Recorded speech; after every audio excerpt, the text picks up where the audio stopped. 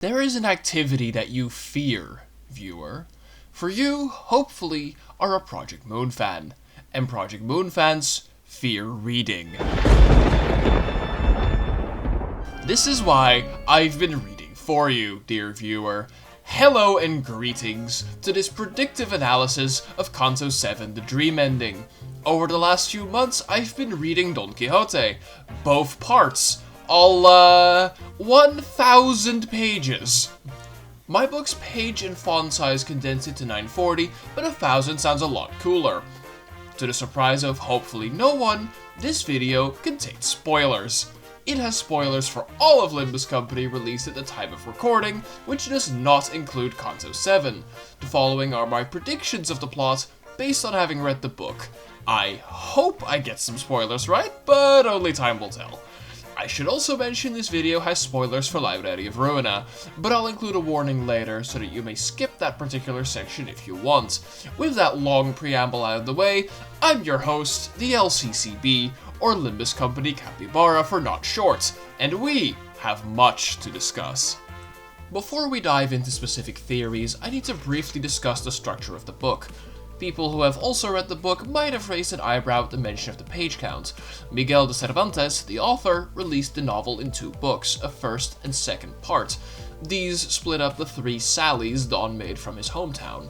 Book 1 covers the very short first sally and the more important second. Book 2 covers the third sally up until Don's death, as the author put it, to ensure no more tales can be written about him. While it is entirely possible Project Moon merely looked at the first book, the first and second sallies, I wanted to read all of it just in case. To give an example, Sinclair is a case of incomplete adaptation as well, because Krober is only a major figure during the part of the book that covers Sinclair's childhood. I think the third sally has some very significant plot points that will probably make it into Canto 7. We might see elements of the first sally in flashbacks, as Don earns being dubbed a knight during this trip. It's also very short, as Don realizes he is woefully unprepared, having packed no money, no extra clothing, etc. We might see it in backstory flashbacks, but I'm not expecting too much. The second sally is where the meat of the story begins. It is where Don recruits his squire, Sancho Panza, has his famous run-in with the dastardly windmills, goes into the mountains and chooses to go mad in imitation of a certain knight.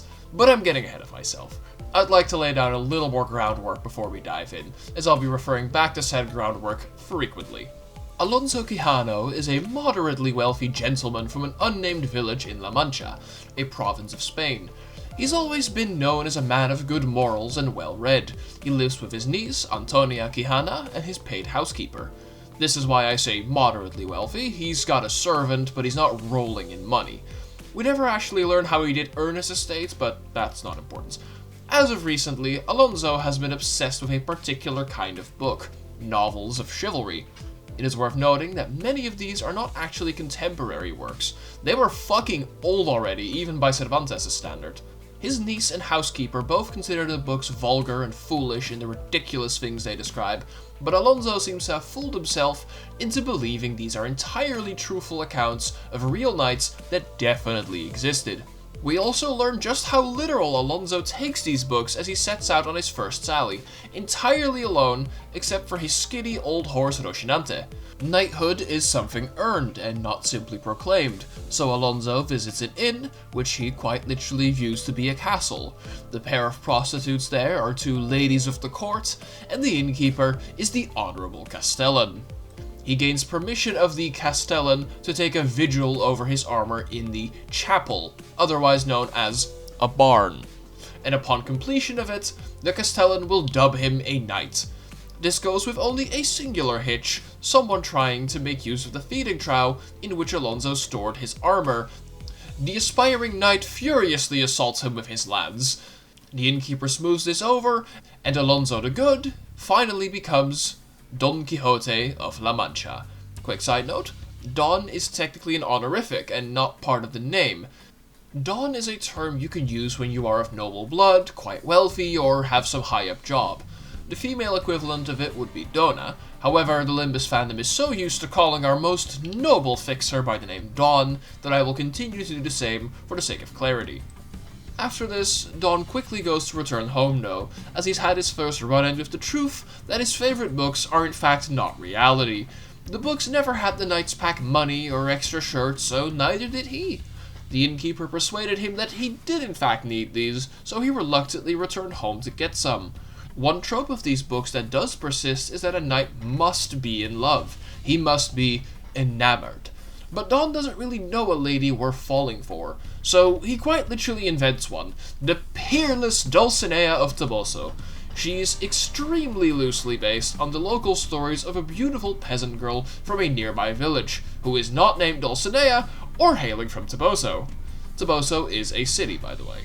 Don theorizes / wills himself to believe that a lady of unparalleled beauty lives there, and that he is in love with her, and that she feels likewise.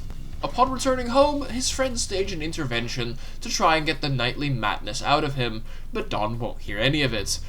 There is a humorous scene with one of those said friends, the priest, he is never given a name. The priest judges Don's library of books, and judges some novels of chivalry to be ass, and some to be decent, worthwhile reading. It's my personal theory that this is Cervantes injecting his personal opinions on the popular books of his time, as the scene is frankly completely unnecessary and adds nothing to the broader story.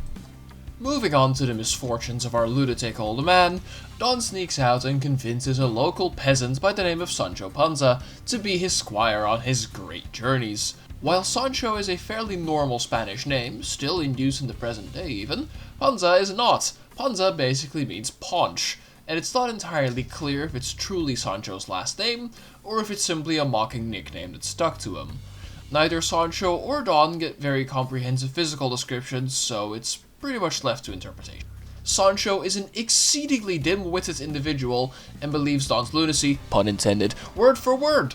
Knights easily become lords. Earning kingdoms? Sure thing. They slay monsters that totally exist? Alright. Their squires often reap similar benefits as their masters? Oh, now that gets the man's attention. Sancho is a rather greedy person, and the only thing stopping him from being selfish, villainous scum is his utter incompetence. Sancho's lack of intellect and greed remind me of the mindset of a child. Sure, Grandpa, I'm so happy to see you again and be forced to yap for 30 minutes about the stuff I do in elementary school, so, you typically give me 20 euros when we come over. Will that be the case again? Huh? No? Oh. We've all been there, right? Please tell me we've all been there and I'm not self-reporting here.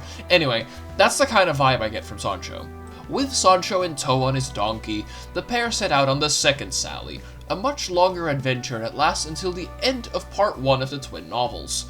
And it's here that I want to discuss a big difference between Book Dawn and Limbus Dawn.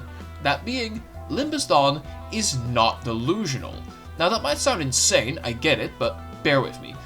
Limbus Dawn does not view the city as it is. She's blind to how the systems work, what consequences might follow from certain actions, etc. But Dawn is not blind to the reality of objects before her. In Canto 3, when she has her little moment at the K-Corp border checkpoint, she is under no illusions of where she is. She's at a migration checkpoint and sees what she considers an injustice. But the point is that the migration checkpoint is still a migration checkpoint. Book Dawn will completely just see things that are not there. One time, Sancho and Dawn rode towards a group of windmills. Dawn pipes up and excitedly tells Sancho to gaze upon those giants in the distance. The giants Dawn is set to do battle with. Sancho, confused, points out that they are in fact windmills, which Dawn dismisses. He spurs old, frail Rocinante into its best attempt at a gallop, charging the windmills with his lance. He gets his lance caught in one of the mill's veins, gets lifted up a short distance, then gets loose again and falls down. When Sancho catches up, Dawn curses the dastardly enchanters that are known to pursue and meddle with great and noble knights, something he, of course, got from his books. Dawn is convinced enchanters turned those giants into windmills right before he was about to land his blow, so as to rob him from the glory of vanquishing said giants. Limbus Dawn has never said something so utterly untrue and delusional so far. One exception, I know, bear with me, we'll get there. The second sally doesn't have too much I think will get featured or referenced during the dream ending, so I'd like to mention one aspect of the third and final sally before we move on to theories. At the start of the third sally, Dawn wants to visit his lady Dulcinea in Toboso. Once there, he instructs Sancho to go find her, as Sancho has supposedly met with her sometime during the second sally. This didn't occur because Sancho is a liar, but Don believes he knows the way. This puts Sancho in a troublesome situation though. He does, in fact, not know where to find Dulcinea, or if she even exists. So he comes up with a little ruse. He's wised up somewhat to the madness of his master.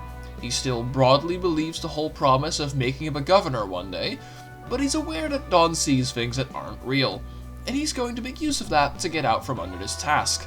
He waits for a group of peasant girls to go in the direction of Don, and tells him Dulcinea's coming. When he's disappointed at seeing a group of random peasant girls who are surely not his Dulcinea, Sancho gaslights the absolute hell out of him, laying out in many long sentences how utterly smitten he is by the peerless beauty of the lady before him. Said lady, a peasant girl on a donkey, gets annoyed with the two men, and a brief exchange occurs of Don simping and the girls wanting to get the hell away from them. Sancho convinces Don that Dulcinea is enchanted, and that he is robbed from seeing his lady's true beauty. This plan actually works because, again, Don is absolutely delusional. This brings me to the first prediction I want to make. It has to do with the Zwei Association West Branch.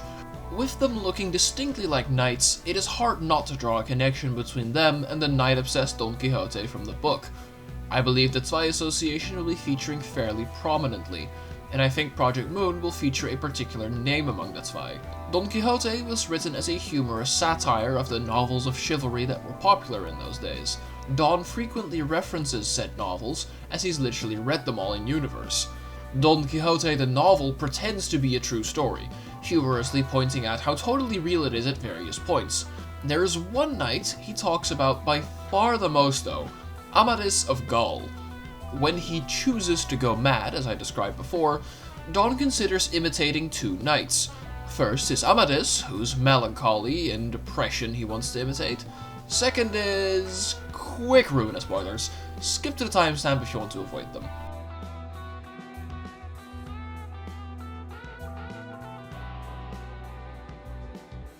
Although he doesn't reference him that frequently, Ariosto's Roland is a rather important name to us in particular. He is the second knight Don considers imitating in his madness. While Roland obviously wouldn't be the aforementioned Zweifixer I theorize about, he can still very much make an appearance. Angela does want to do things on her bucket list with her friend after all, and while it would be illegal for Angela to enter the city, to be kicked out or killed would require being discovered. And I think a single individual in a sprawling urban hellscape of millions could escape notice with relative ease. With the power and reputation of someone like Roland, I think they could circumvent Nest border security and get around just fine. The promotional art of the dream ending has shown us a kind of carnival locale, and a figure that could be seen as a kind of ringmaster with his high top hat and staff. I have two ideas for who this might be. The first, and in my opinion least likely identity of the hatted figure, is Ginés de Pasamonte. This is, if I recall correctly, the only character to appear in more than one sally. Ginés first appears as one of several slaves who are being transported by the times equivalent of law enforcement to work for the king. Don, despite swearing repeatedly that he is loyal to country and king, decides that it is in fact evil to enslave these men without their consent. Hey, side note, are we sure this guy's mad? Anyway, Don dispatches the law enforcement and frees the slaves. He then proceeds to yap for an entire page about chivalry and demands the former slaves go see Dulcinea back in Toboso and give her news of her knight's most heroic of exploits. This enrages the slaves, one of which is Ginés, as stated before, and they beat up and rob Don and Sancho. Cervantes actually made an error here and forgot to write the fact that Ginés steals Sancho's donkey, leading to some confusing passages later in the book when the donkey is magically gone. Translator's notes thankfully cleared up this confusion. But back to Ginés, and why I think he might be the hatted figure. We see Ginés again in the second part, though disguised and under a different name. When resting in an inn, Don and Sancho meet Master Pedro, a locally famous performer who travels and earns money via his puppet shows and by taking questions with his monkey that knows the present and past. In truth, Pedro, who is truly Ginés, tends to scout his performance sites ahead of time, sneaking in during the dark and listening to conversations people have. The monkey has been trained to make noises into his ear on command, so it looks like the monkey is telling him things in response to getting a question. Then, with his secretly gained knowledge, he gives plausible answers, and he blames the mystical tomfoolery, also known as the devil, that gives the monkey his power when he gets a question he doesn't have an answer to. I admit the connection is somewhat loose, but Hines is the closest thing to a recurring villain in these books, and being a puppeteer feels adjacent enough to being a circus or carnival ringmaster like the hatted figure is likely to be. My second and more likely suspect is the Duke, who is never given a name in the book.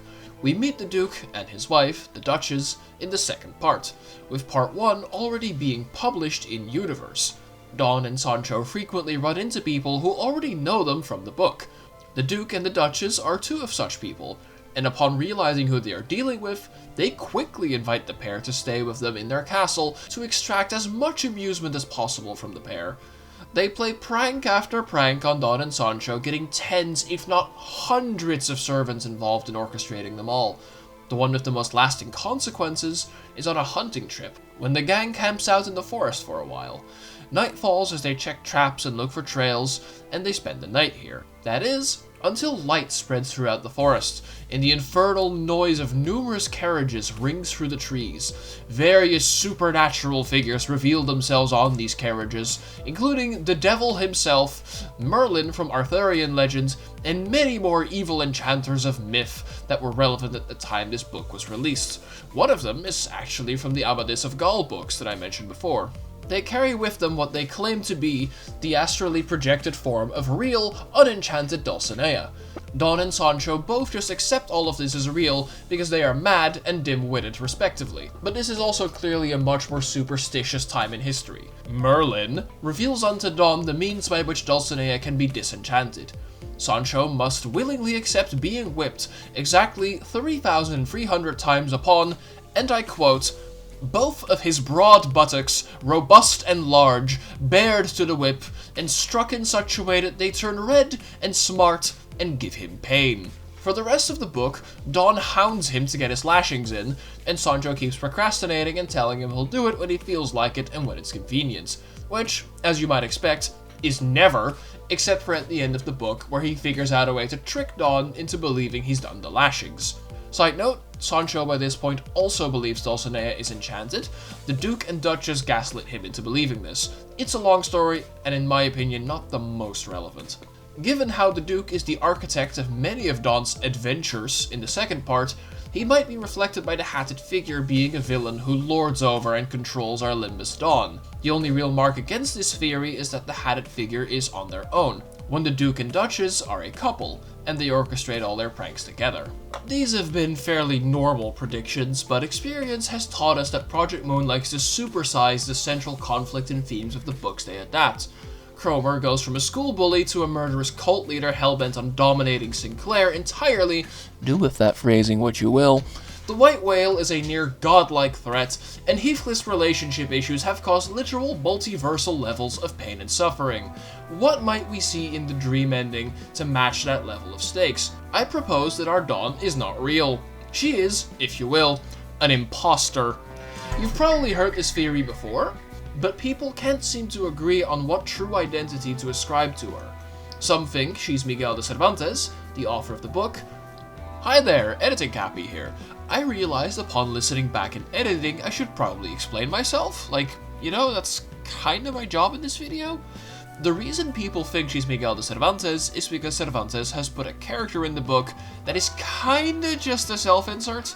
He draws heavily on his own experiences and personal history for this character, though he maintains it's not actually a self-insert. I think it totally is, though. Now, I leave you with the foolish Cappy from the past again. Second editing Cappy jump scare because I am a dumbass. Dawn's coat quite literally has Miguel on it. Pretty decent evidence, actually, now that I think about it. I lack the time to really make another section, though, with the chapter coming up so closely, so we'll have to shelf this and see if it becomes relevant. Others claim she's Sancho, the squire. I think she's basically like Earl King Heathcliff, an alternate form of herself. I based this on a particularly interesting set of translators' notes I read at the start of part 2. Cervantes took a whopping 10 years between the first and second parts of Don Quixote. He did release other works in between, but Don took him a while. in the intervening years, an entirely different author, going by the pseudonym Alonso Fernandez de Avellaneda, wrote and released a part 2 to Dawn. This book is widely called The False Quixote. I have not personally read it, but people who have read it in today's day and age call it an alright but inferior book to the second part Cervantes would go on to release. My point here is that this was released ages before the internet. The fact that The False Quixote was, in fact, false was not always obvious. I theorize we've been looking at a False Quixote of our own this whole time. For one, Don is alone, while in the book he's always got his squire Sancho with him. Perhaps there is no Sancho, because Sancho is tending to the real Don Quixote.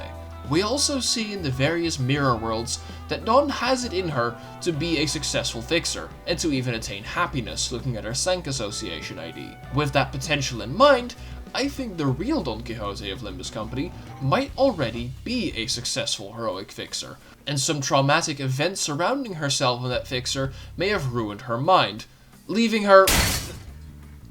Sorry about that, seems like the bus is... I'll go take a look. Just a moment. Alright, let's have a look under the hood, and... Oh, that is... Hey, Faust? Yisang? Oh, shit, I didn't mean to...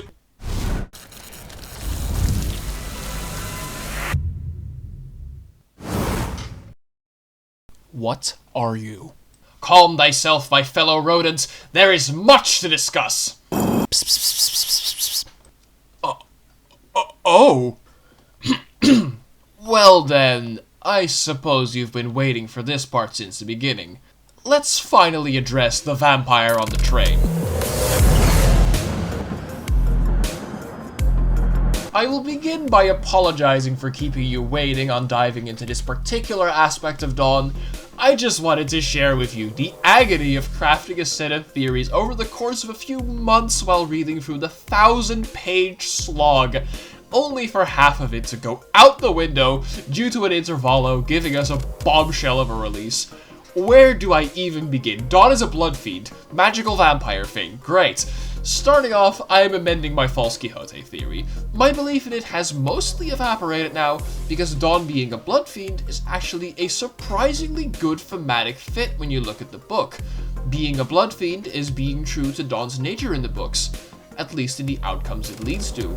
As such, I don't think this Dawn is all that false. In the book, being around Dawn is a risk. Whether you are an acquaintance or a stranger, a good or bad person, being around Dawn gets people injured and their possessions destroyed. Though he has noble intentions of protecting the innocent, slaying villains, you know the deal, he most often ends up hurting the innocent. Limbus Dawn has already been seen doing this. For example, in Canto 3 at the K-Corp checkpoints, her rash, heroic actions got all the sinners hurt in an endless battle against the Wing security forces. Being a creature that preys on the innocent, must prey on people under the surface, adds to this tragedy. It's as I said before, Project Moon likes to supersize the themes of the book. Dawn desperately wanting to be a hero, to the point of deluding herself so much she forgets she's a monster that exists to hurt people, would be suitable. This, of course, includes poor Sancho. I theorize that he, or she, if Sancho got the good old gender reversal too, is already dead. The biggest piece of evidence has been staring at us since launch. Dawn's base ego is named La Sangre de Sancho, meaning the blood of Sancho.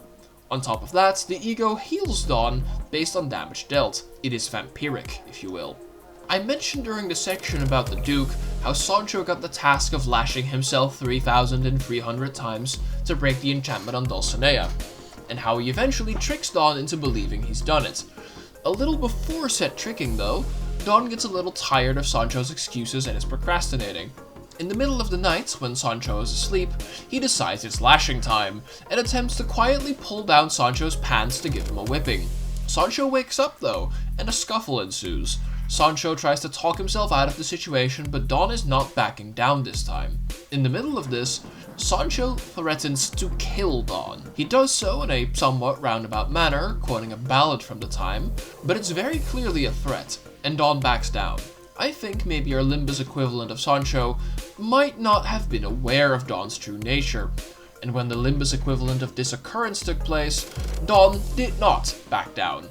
Limbus Don probably went Blood Fiend mode out of rage, or her shoes fell off in the scuffle, and she drank Sancho for every drop he possessed. I might be wrong on the details, but I'm quite sure Sancho is dead.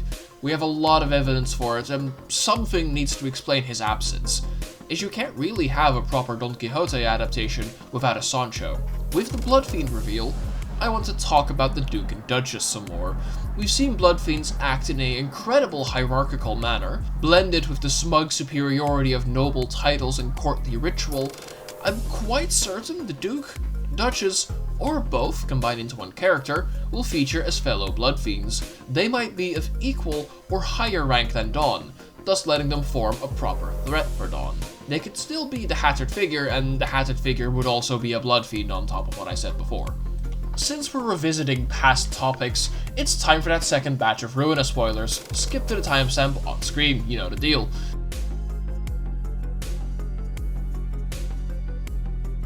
So, Roland.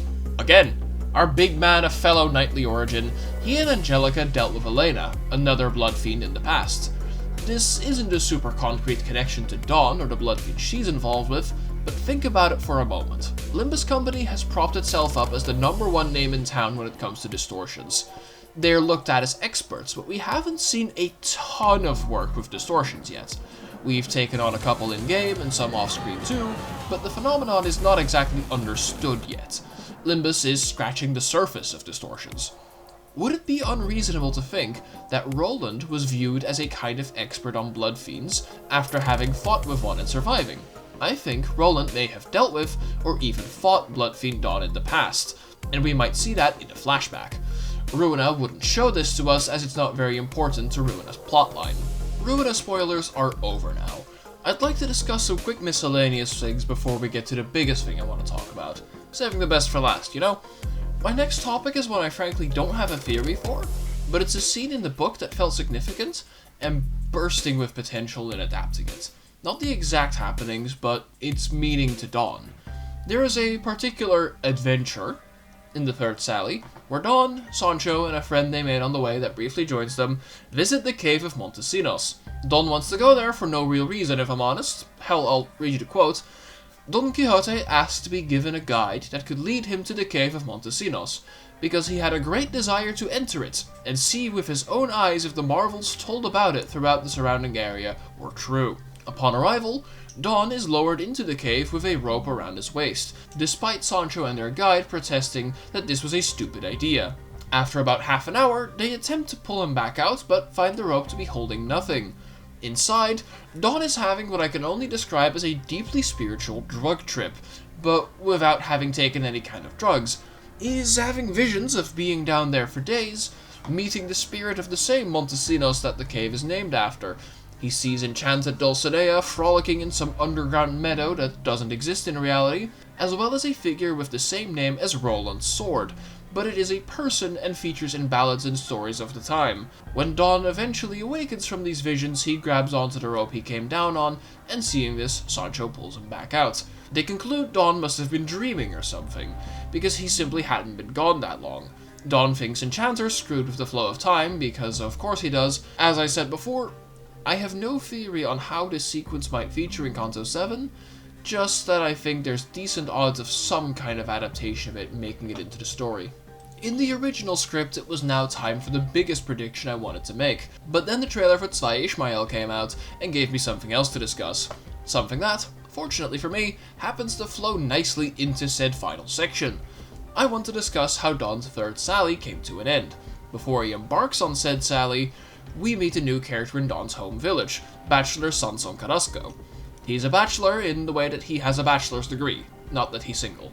Well, I think he is, but that's not the point. My man studied and is smart, supposedly. He's going to do some not smart things in just a moment, though. Sanson, just like seemingly everyone around Don in the second book, has read the first, and attempts to help Don's friends in curing him of his madness. Talk clearly doesn't work, though, as he sneaks out again to undertake the third Sally with Sancho. Unbeknownst to the pair, though, Sanson gives chase, intending to bring Don home by using his madness against him.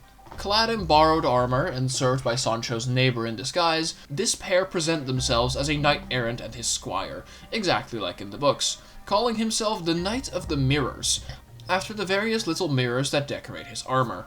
He speaks with Don and Sancho with the false squire. Sanson, being the Knight of the Mirrors, is probably a deliberate choice as he acts like a mirror to Don. He can talk to someone who acts almost like a copy of himself. Hopelessly in unrequited love, chivalrous and brave, the pair share sorrows, until their discussions turn heated as they describe their ladies to one another. Remember, Don has never actually seen his lady, and Sanson is talking out of his ass.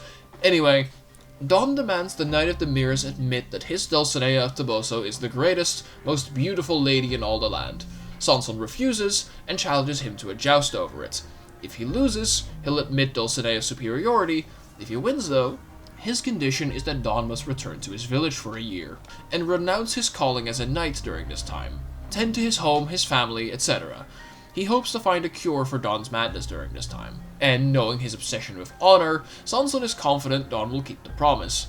Only one problem though. Fate conspired against him, misunderstanding occurred, and Sanson failed to actually gather momentum on his charge.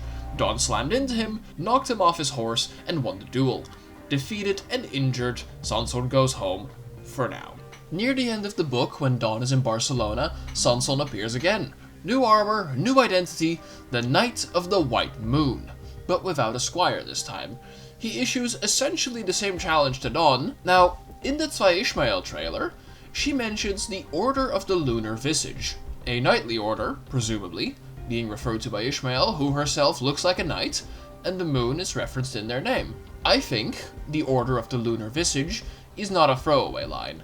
They're a group we'll be seeing during the dream ending, and will play a part in, well, ending the dream. But what does that mean exactly? I have something of an idea. We're in the home stretch now. Congratulations for making it this far and putting up with so much of my yapping. Your torment is nearly over. So, the ending of a dream. In the book, Sanson is successful when he does this joust as the Knight of the White Moon. Honor-bound as he is, Don goes to do as he is required to do by losing the joust. Understandably, Don is quite depressed on the way home. On the way back to his village, he and Sancho are stopped and diverted by armsmen of the Duke, disguised as devilish monsters. They take them back to the Duke's castle and play a final trick on them, before they can finally head home. And upon arrival, Don quickly falls ill. His friends, and what passes for a doctor in this age, examine him, take care of him, but Don is quite sure that he is dying. And as his illness progresses, one day he quite literally just wakes up free of madness. He no longer believes he's a knight, and considers the books to be harmful nonsense. He gives many thanks to God for curing him of his madness, and has a will drafted, still thinking he is dying. He is, unfortunately for him, entirely correct, and dies a couple days after. So, what do we take from this? For one, there's the question of which caused what. As he went home, Don was depressed and mournful. Did losing his purpose in life, being a knight-errant, cause him to get sick? Or did his getting sick cause him to reflect and see the metaphorical light? But more importantly, what is this pivotal character moment like for our Don and Limbus company? My guess is that Dawn, for whatever reason, wants to no longer be a blood fiend, and she made a deal with Limbus company to do the usual, helping them find a golden bow, and in exchange, Limbus somehow purges the blood fiend part of her. Her brief words as the blood fiend during Murder on the Warp Express make it clear that she is the one who made the deal with Limbus company. Dante is called the promised timepiece by her. Human Dawn is not aware of her other side, and dreams of being a noble, heroic fixer. I think the dream ending means that Human Dawn will become aware of her other side, and even if it's purged, she'll keep the memories, and more importantly, the guilt of having been that thing. With the season being named Oblivion, it could make sense for Dawn to lose part of herself like that. While it's technically possible for this to work the other way around, losing Human Dawn, destroying the dream of being a noble hero, I find that unlikely for several reasons. For one, it would destroy the silly Dawn we're used to and essentially replace the character, which would be quite the bold move from Project Moon. Second is power balancing. Why would we ever need an ID again if we have a second generation Blood Fiend on the team? Hell, she might be strong enough to possibly even give Vergilius trouble. With all of that said, we've reached the end of my speculations from reading the book. Now, like the rest of you, I eagerly await the release of Canto 7. Once it's fully out, I'll make another video analyzing what we did end up getting out of the story, where I was wrong, where I hopefully was right, etc. I will also reveal the next book I'll be tackling, for I intend to make this a series. My goal is to cover most of the books. There are some cases I might not look at for various reasons, but I'll talk about that some other time.